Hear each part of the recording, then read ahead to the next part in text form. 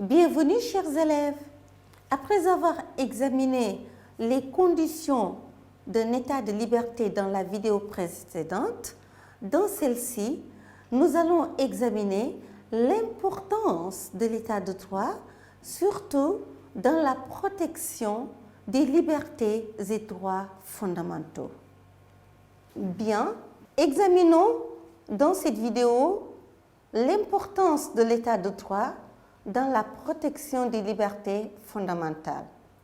Lorsqu'on entreprend une analyse de type philosophique sur l'état de droit, la réflexion est orientée autour du supplément qu'il est censé ajouter au modèle démocratique, soit pour corriger ses dérives, soit pour renforcer l'idéal qu'il est censé incarner. Cette option se justifie parce que l'état de droit n'est pas une notion isolée. En effet, dans le langage usuel, le terme consacré est démocratie et état de droit.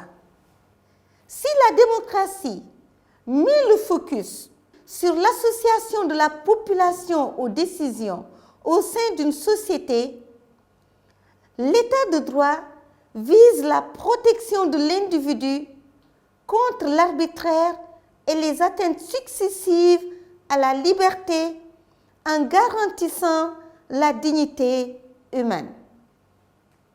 Ainsi donc, chers élèves, l'état de droit indique dans la problématique de la gestion des sociétés humaines par l'État le respect des droits de l'homme ou libertés fondamentales, critère particulièrement important. Cette nouvelle disposition nous invite d'abord à définir l'état de droit et ensuite à identifier les principes qui le fondent. Par définition, l'état de droit désigne un principe de gouvernance en vertu duquel l'ensemble des individus, des institutions et des entités publiques et privées, y compris l'État lui-même, ont à répondre de l'observance de lois promulguées, publiquement appliquées de façon identique pour tous et administrées de manière indépendante et compatible avec les règles et normes internationales en matière de droits de l'homme. Fin de citation. Il ressort de cette définition trois principes fondamentaux de l'état de droit. Le premier principe, c'est la soumission de toutes les institutions, y compris l'État lui-même, à la loi. Donc, la condition fondamentale de l'état de droit est une reconnaissance de la suprématie de la loi sur la volonté de celui qui détient le pouvoir. Chers élèves, cette référence permet d'éviter l'arbitraire dans les rapports politiques.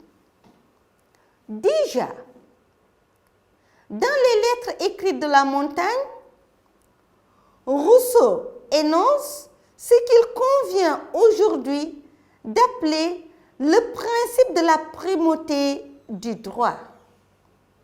Il écrit à ce propos, je cite, « Un peuple libre obéit, mais il ne sert pas.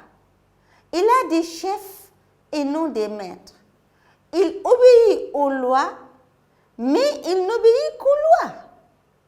Et c'est par la force des lois qu'il n'obéit pas aux hommes. Les lois régissent la conduite de l'homme en société. Elles s'imposent à tous les membres d'une société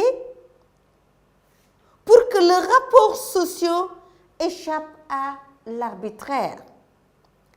En n'obéissant qu'aux lois, comme le dit Rousseau, Les membres du corps politique ne sont pas soumis à la volonté d'un maître. Dans la démocratie moderne, les lois sont élaborées par le Parlement, représentant le peuple. Le deuxième principe qui se dégage de ces définitions est celui de l'égalité de tous devant la loi.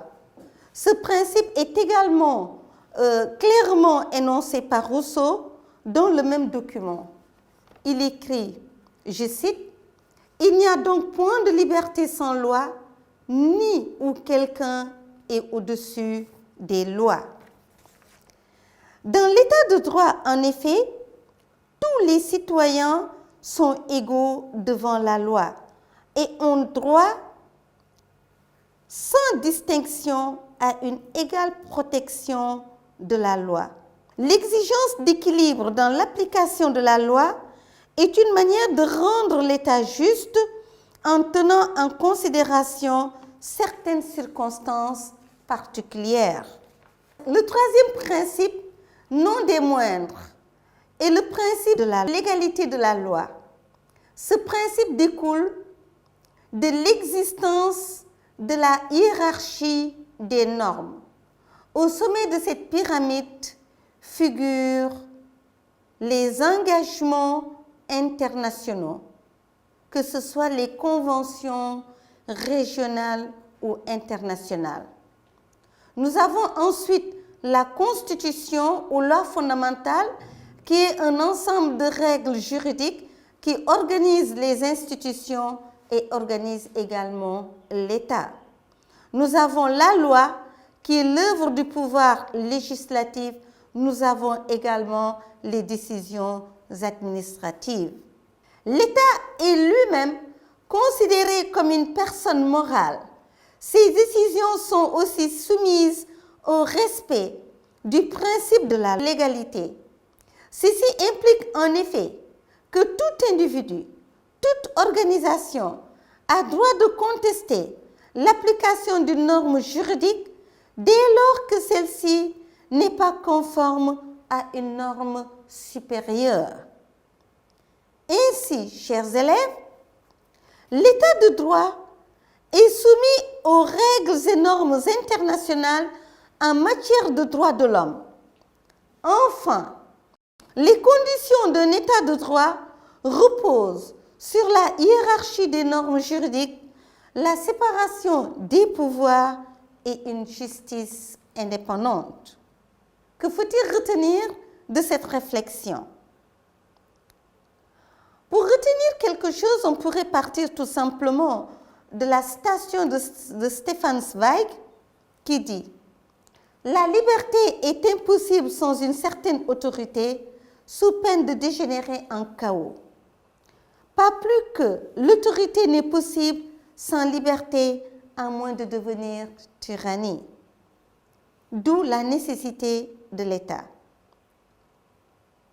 La liberté est donc un exercice difficile, ardu, qui exige une éducation constante des citoyens et une vigilance permanente. Chers élèves, après un cours, il est important aussi de s'exercer pour voir si on a bien compris. Donc, pour vous aider à aller un peu plus loin, on vous propose quelques sujets de réflexion. Premier sujet. Est-il possible que l'État mette fin aux conflits sociaux? Deuxième sujet. Le passage de la société à l'État constitue-t-il un progrès pour notre humanité? Troisième sujet. Doit-on tout attendre de l'État? Chers élèves, nous voici au terme du chapitre consacré au rapport État et liberté. Nous avons d'abord commencé par montrer combien il était important, avant d'engager une réflexion, de poser un problème, d'indiquer bien évidemment la démarche à suivre. Après avoir fait cela, nous avons montré comment l'État peut être une condition de la liberté, mais également il peut être un obstacle pour l'expression des libertés individuelles et collectives. C'est ce qui nous a amené à réfléchir aux conditions d'un état de liberté et également pousser la réflexion sur l'état de droit pour voir un peu le supplément qu'il peut apporter à l'idéal démocratique. J'espère que ça vous aura servi à quelque chose et je vous remercie de m'avoir suivi jusque-là. On se donne rendez-vous à très bientôt. Au revoir.